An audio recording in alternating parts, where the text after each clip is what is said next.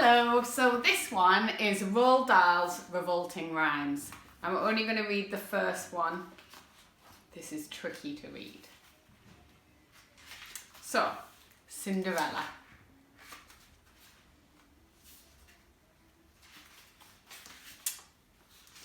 I guess you think you know this story. You don't. The real one is much more gory. The phony one, the one you know, was cooked up years and years ago and made to sound all soft and sappy just to keep the children happy. Mind you, they got the first bit right. The bit where in the dead of night the ugly sisters, jewels and all, departed for the palace ball, while darling little Cinderella was locked up in the slimy cellar, where rats who wanted things to eat began to nibble on her feet. She bellowed, "Help and let me out!" The magic fairy heard her shout. Appearing in a blaze of light, she said, "My dear, are you all right?" "All right," Cindy cried. "Can't you see? I feel as rotten as can be."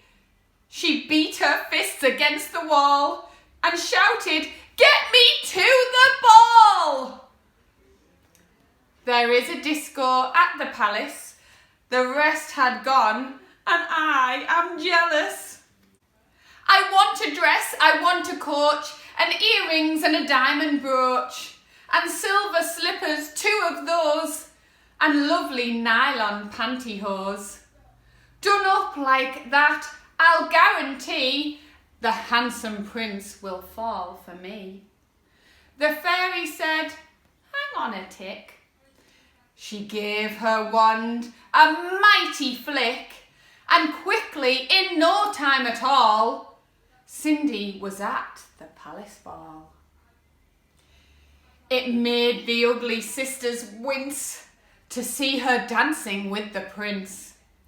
She held him very tight and pressed herself against his manly chest.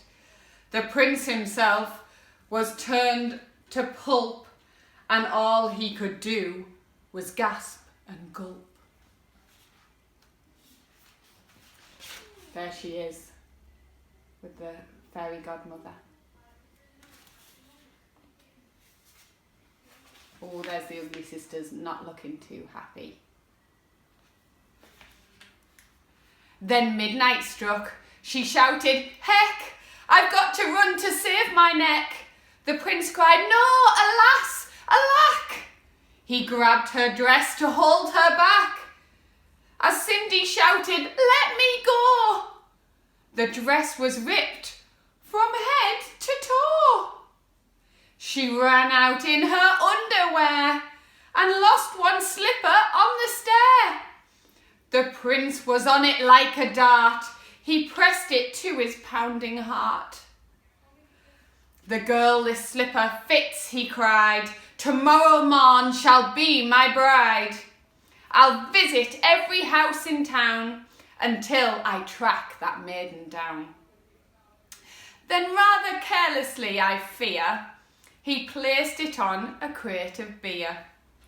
At once, one of the ugly sisters, the one whose face is blotched with blisters, sneaked up and grabbed the dainty shoe and quickly flushed it down the loo. Then in its place she calmly put the slipper from her own left foot. Aha, you see, the plot grows thicker and Cindy's look starts looking sicker. Next day the prince went charging down to knock on all the doors in town. In every house the tension grew. Who was the owner of that shoe? The shoe was long and very wide. A normal foot got lost inside. Also it smelled a wee bit icky. The owner's feet were hot and sticky.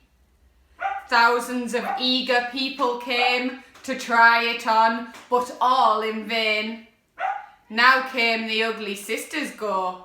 One tried it on. The prince screamed, "No!" But she screamed, "Yes, it fits! Whoopee! And so you've got to marry me." The prince went white from ear to ear. He muttered, "Let me out of here."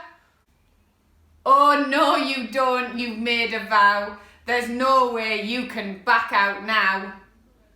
"Off with her head," the prince roared back, then chopped it off with one big whack.